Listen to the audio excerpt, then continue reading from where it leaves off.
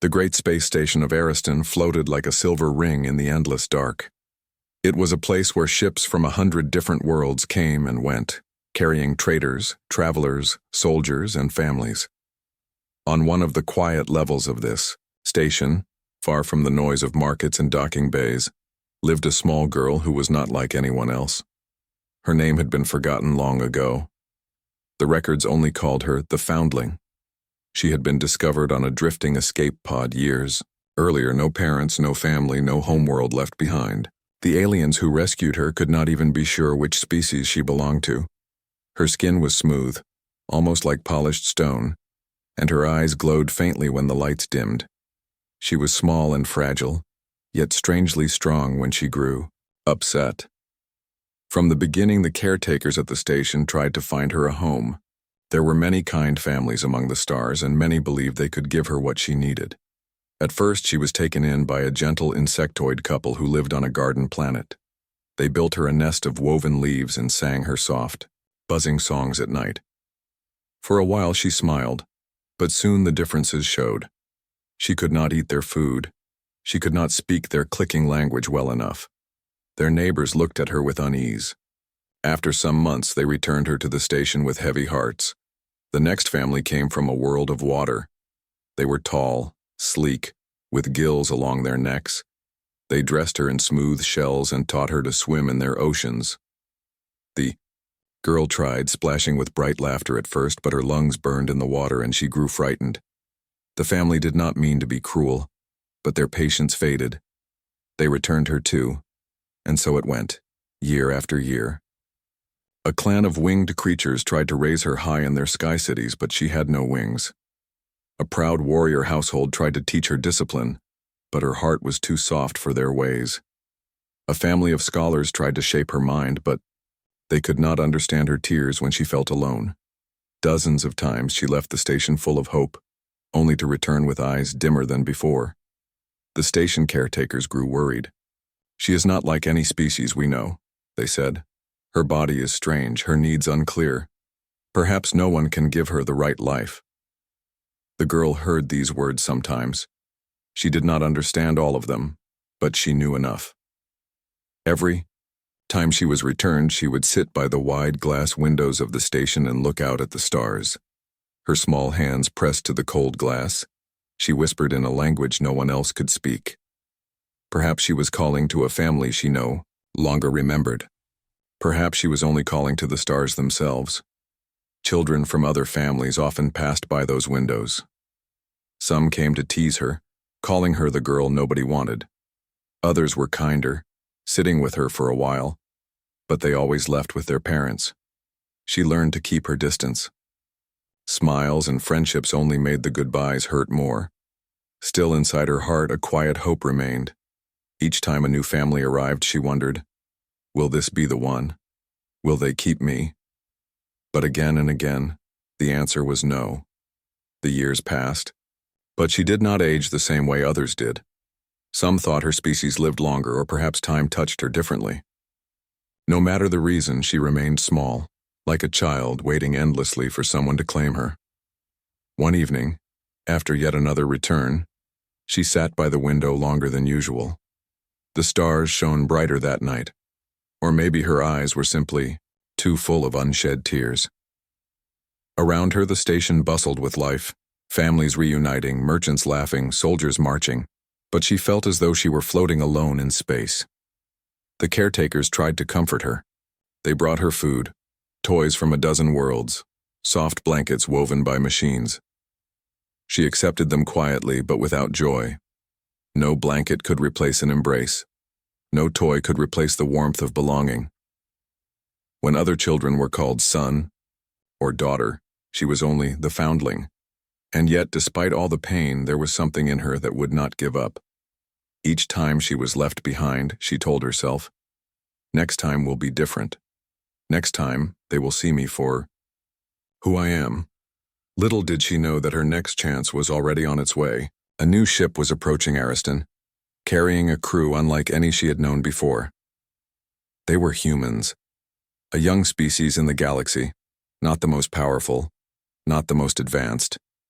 but known for their strange hearts that refused to let go of hope. Among them was a man who carried scars not on his skin but deep in his soul. He did not come seeking a child, nor did he believe himself ready for such a bond. Yet fate, or perhaps the stars themselves, had decided that their paths would cross. And for the lonely girl who had been returned so many times, the story of rejection was about to change into something new, something she had waited for all her life. The space station Ariston was never quiet for long. Ships of every shape drifted in and out, leaving trails of light in the endless black.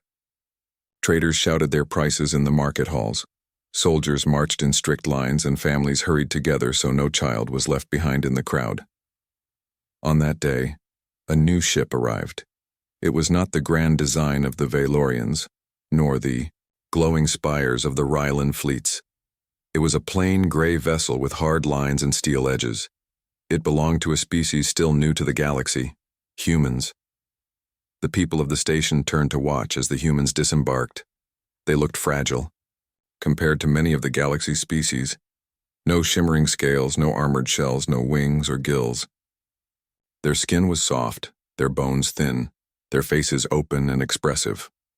But they walked with a strange confidence, as if no matter how large the universe was, they would find a way to stand tall within it. At the front of the group was Captain Elias Grant. He was not young, though not yet old. His face carried lines from years of command, and a faint scar crossed his cheek, the mark of a battle fought long ago. His eyes, however, were steady, gray like storm clouds, always watching, always weighing the world around him. He had come to Ariston only for resupply.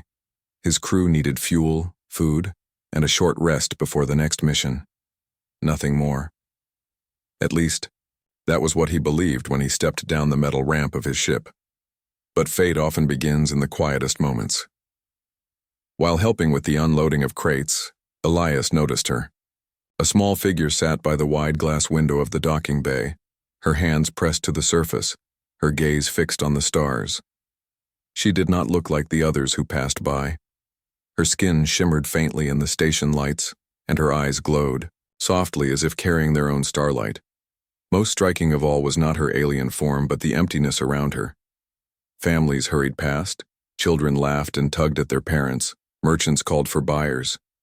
Yet she sat alone, as if the busy world had no place for her. Elias paused, watching for a moment. He knew the look in her eyes. He had seen it in soldiers who had lost everything. He had seen it in orphans left behind by war. It was the look of someone waiting for something they feared might never come.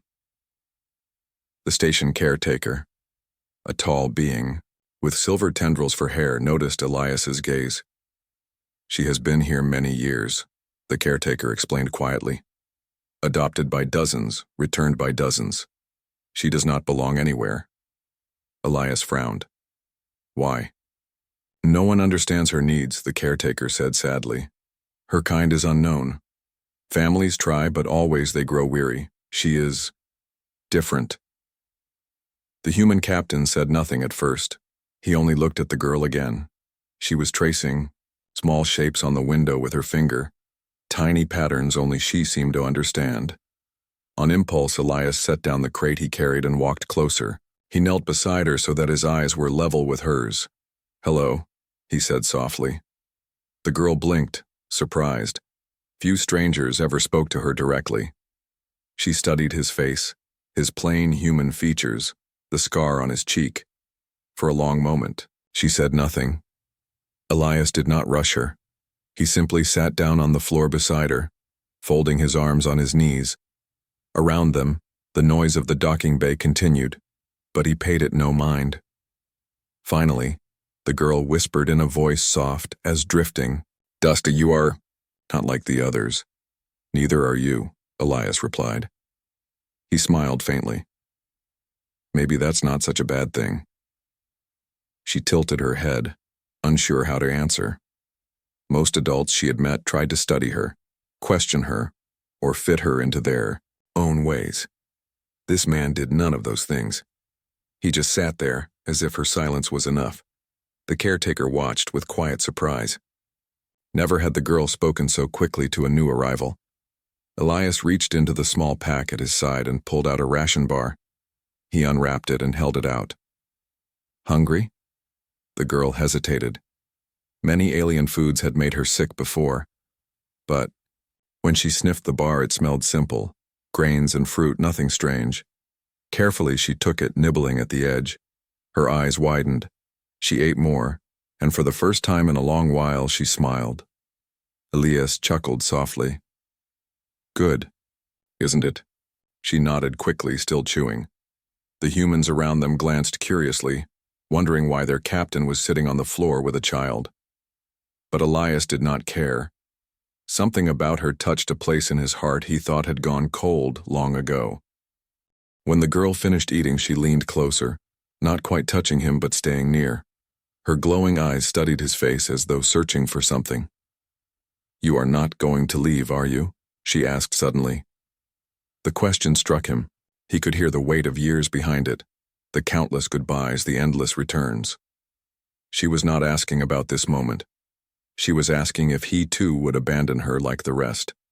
Elias did not know what to say. He had not come seeking her. He had no plan, no promise. Yet looking into her eyes, he felt something stir deep inside. I'm not leaving right now, he said gently. And while I'm here, you're not alone. Her lips curved into the smallest of smiles. For her, that was enough, for now. As the humans finished their unloading, the girl remained close to Elias, watching him with quiet trust. The caretaker whispered to another worker, This has never happened before. Perhaps she has finally found someone who sees her. And so, on an ordinary day of trade and resupply, something extraordinary began. A human captain, scarred by war, and a lonely alien child, returned too many times to count, had crossed paths. Neither knew where it would lead. But in that moment, sitting side by side beneath the stars, a fragile bond had formed. Days passed on the space station Ariston, and the girl who had once sat alone at the glass window now found herself watching the movements of the human crew. She followed them with quiet eyes, always a step behind but never too far. The other species on the station had grown used to her wandering, but they were surprised to see her shadowing humans of all people. Captain Elias Grant noticed too. At first he thought it was curiosity. She had followed many families before, hoping for a place among them, only to be returned in disappointment. But this felt different. She did not watch the humans as one studies strangers. She watched as if she already belonged there, as if she had found something she could not put into words. One evening, when the station lights dimmed to mark the sleep cycle, Elias found her waiting outside the docking bay of his ship. She sat cross-legged on the floor, her glowing eyes half closed as though she had been fighting sleep but refused to leave. You again? Elias said gently as he approached. The girl lifted her head. You said, I was not alone. He nodded. I did. Then take me with you, she whispered. Elias froze. The words were so soft, yet they struck him like a heavy weight. He looked down at her, so small, so fragile, and yet so determined. She had asked with all the courage she had left. I can't just take you, he said slowly. There are rules. There are councils. They decide where children belong. Her face fell, but she did not cry. She had learned long ago that tears rarely change decisions. Elias knelt so his eyes were level with hers. Listen, I can't promise what will happen, but if you want, you can come with us for a little while. As a guest. You'll be safe. With my crew. Her eyes widened. For the first time in years, hope lit her face, not as a flicker but as a flame. The next day, the paperwork was signed. Temporary guardianship, nothing more. The caretaker looked uncertain, but no one stopped the arrangement. And so, the girl stepped onto a human ship for the first time. The inside of the vessel was plain compared to the bright halls of the station.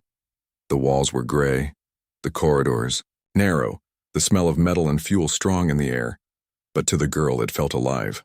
Voices echoed in English. Laughter rang from the mess hall. Footsteps hurried across the deck plates. The humans moved quickly, always busy, but they greeted her with smiles or curious nods. "Who's this, Captain?" one crew member asked. "A guest," Elias said simply.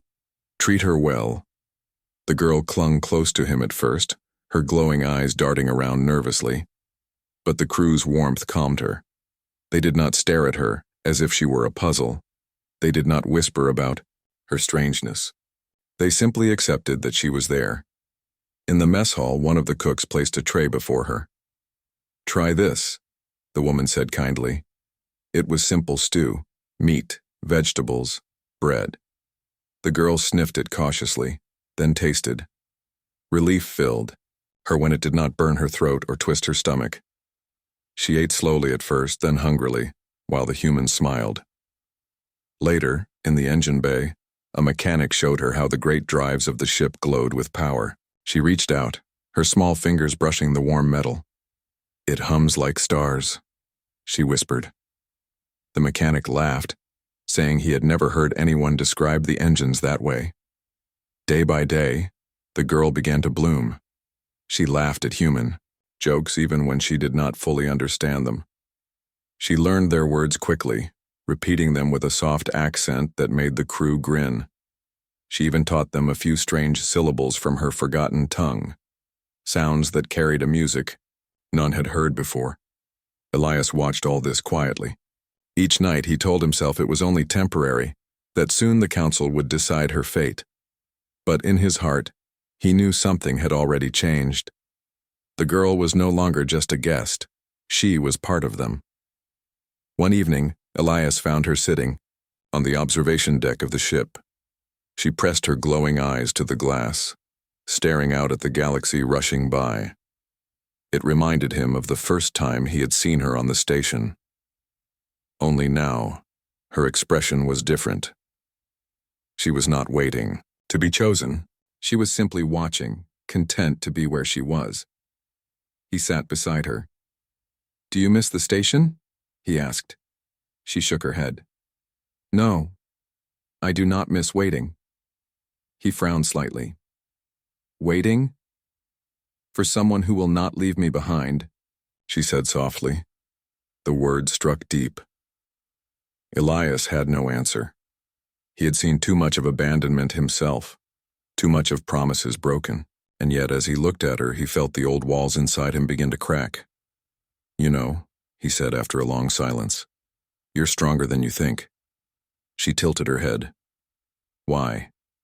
"Because after everything, you're still hoping. Most people lose that long before you did." Her small lips curved into a smile. "Maybe I found it again. With you." Elias turned away, staring at the stars. His chest felt tight, his throat heavy. He had not asked for this bond, but it was growing all the same, woven in quiet moments, shared meals, and unspoken trust. The crew noticed too. They whispered among themselves about how the girl followed Elias everywhere, how she lit up whenever he entered the room. Some smiled knowingly, others worried what the council would say, but none doubted the truth. She had found something with the humans she had never found elsewhere: belonging.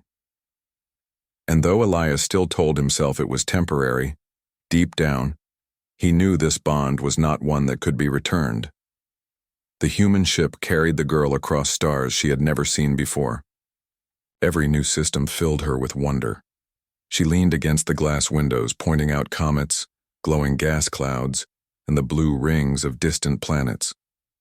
The crew laughed at her excitement, and even the tired captain found himself smiling at her joy.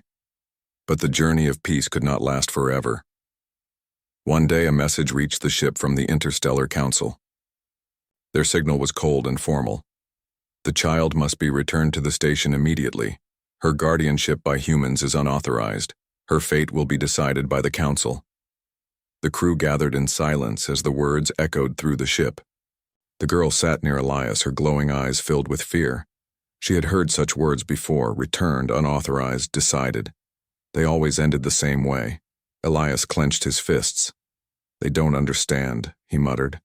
"They think this is about rules. But it's about her life." The council summoned them to a grand chamber on a neutral world. The room was vast, lined with marble-like stone, and filled with alien representatives from a dozen species.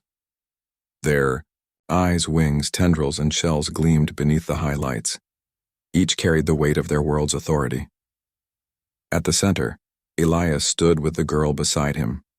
She held his sleeve tightly, trembling but refusing to let go. The council leader, a tall being with crystal-like skin, raised its hand.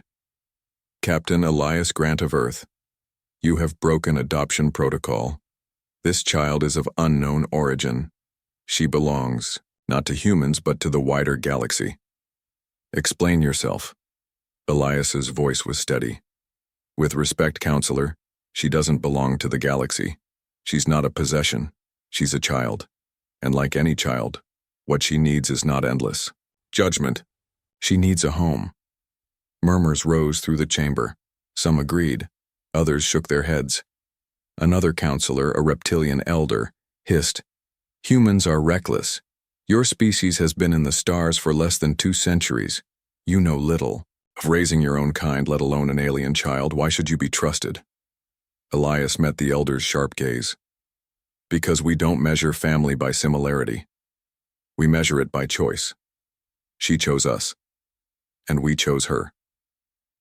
The words stirred, more whispers. The girl looked up at him, her glowing eyes wide with emotion. Then, for the first time in her life, she stepped forward without being asked.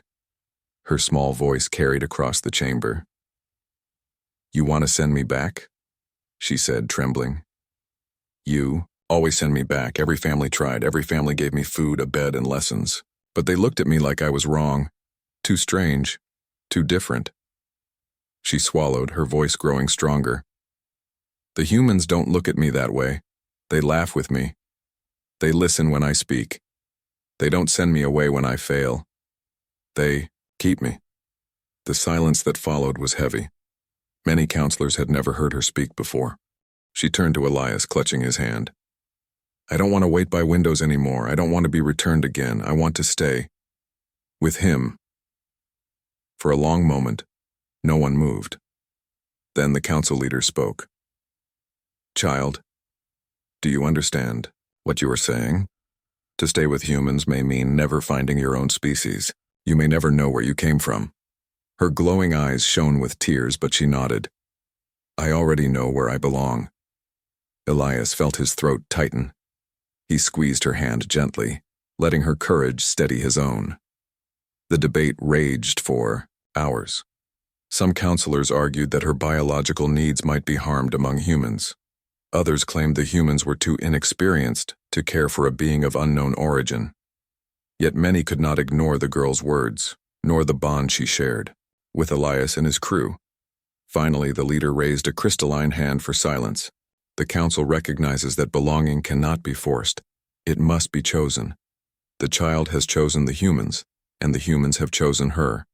Therefore, by vote of the council, she may remain under their care. The decision rang through the chamber like a bell. Relief swept over the crew. Some cheered softly. The girl pressed herself against Elias, tears slipping down her cheeks, but her smile glowed brighter than her eyes. Elias bowed his head. "Thank you, counselors. You will not regret this." The reptilian elder still hissed in disapproval, but the decision was final. For once, the girl's voice had changed her fate. Back aboard the ship, the crew celebrated quietly. They did not throw a grand party, but they shared warm food, laughter, and relief. The girl sat between Elias and the cook, eating happily, her small hands never letting go of Elias's arm. Later, when the others had gone to rest, Elias found her again at the observation deck. She was not watching the stars with longing this time. She was watching them with peace. "You were brave today," Elias said softly, her cheeks flushed. "I was scared." "Bravery isn't about not being scared," he said. "It's about speaking anyway. And you did." She leaned her head against his shoulder. "You didn't leave me." He put an arm around her carefully, not as a captain protecting a guest, but as a father protecting his child. "I won't," he promised. "Not now, not ever." The ship hummed around them, carrying them toward the next unknown star. But for the girl who had once been returned again and again, the waiting was over. She had faced the test of belonging and passed. For the first time, she knew with certainty. She had a home. The human ship sailed through the silent dark, leaving the Council's world far behind. Inside, the crew felt lighter, as though a great weight had been lifted from them. No longer did they worry that the girl would be taken away. She was theirs now, not by law alone, but by the choice of hearts. For the girl, everything felt new. The fear that had followed her since childhood seemed to fade. She no longer wondered how long she would stay, no longer counted the days until she was sent back. For the first time, she allowed herself to believe that this was forever. Every corner of the ship became part of her world. The mess hall was where she laughed with the crew, trying strange human foods and telling little stories in her broken but growing English. The engine bay was where she listened to the hum of the drives and described them as singing stars. The bridge was where she stood beside Elias, watching the galaxy stretch out before her like a river of light. The humans did not treat her as fragile or strange. They gave her small tasks, passing tools to the mechanic, helping the cook stir a pot, carrying messages from one deck to another. These tasks were simple, yet they filled her with pride. She was no longer just the foundling. She was part of the crew. One evening, the ship entered a quiet system with a golden sun and wide planets. They had no mission here. Elias ordered the ship to drift slowly, giving the crew a chance to rest. The girl wandered to the observation deck again, her favorite place, but this time she was not alone. Elias joined her, carrying 2 cups of warm tea. He set one in her hands, though he knew she only sipped at it because it was hot and comforting. "You're quiet tonight," he said. She gazed out at the golden sun, her glowing eyes reflecting the light. "I was thinking, if I had stayed at the station, I would still be waiting by the window." Elias nodded. "And now?" She smiled softly. "Now I don't wait anymore. I already have what I was waiting for." He felt his chest tighten with warmth. He had seen many battles, lost many friends, and carried many regrets. But in that moment, with her words, something inside him healed. "You've changed this ship," he said. "You've changed me." The girl tilted her head. "How?" "Because you reminded us what it means to belong," he said. "It's not about orders or missions. It's about people, about family." She leaned closer, resting against him. For years she had feared touch, afraid it would be taken away. Now she let herself rest in the comfort of his arms. The crew noticed the change too. They had become more than a team. They had become a family. The girl was at the center of it, her laughter filling halls that once echoed only with work. One mechanic carved a small wooden bird for her, saying, "Humans give gifts to family." She kept it close, clutching it when she slept. The cook began to save special treats for her, placing them on her tray with a wink. Even the gruff communications officer softened, teaching her how to send short-coded messages across the stars. She was no longer an outsider. She was theirs. Weeks passed. One night, as the ship drifted near the edge of a glowing nebula, the girl awoke from a dream. She padded softly through the corridors until she found Elias in the captain's chair, awake and watching the stars. "Can't sleep?" he asked with a small smile. She shook her head. "I dreamed I was returned again. But then I woke up, here." Elias reached out and lifted her into his lap. She curled against him without hesitation, small and warm, her glowing eyes half closed. "You don't need to be afraid anymore," he said quietly. "No one is sending you back." Her voice was drowsy but sure. "Because I am home now." "Yes," he whispered. "You are." He held her gently as she drifted back to sleep, her breathing steady against his chest. The stars moved silently beyond the glass, but Elias did not look at them. His gaze was on her, the child who had been returned by dozens of families, but who had finally found where she belonged. From then on, whenever she stood by the window, it was not in waiting. It was in wonder. She no longer searched the stars for a family that might never come. She watched them pass knowing she already had one. The crew often teased Elias, calling him the captain with a daughter. He never corrected them. The word felt right. And the girl, once known only as the Foundling, began to carry a new name, a human name given by Elias. It was simple, but to her it was the most precious gift, a name that meant she was no longer alone. The galaxy continued its endless turning. Wars rose and ended. Ships came and went. Stars were born and died. But aboard that one human ship, a truth shone brighter than any star. Humanity's greatest strength was not its weapons, not its machines, not its science. It was its heart, the power to give someone who had been lost a place to call home. And so the story that had begun with rejection and loneliness ended with belonging. Returned by dozens of alien families, the girl finally found where she was, meant to be, safe in human arms, carried across the stars not as cargo or guest, but as family.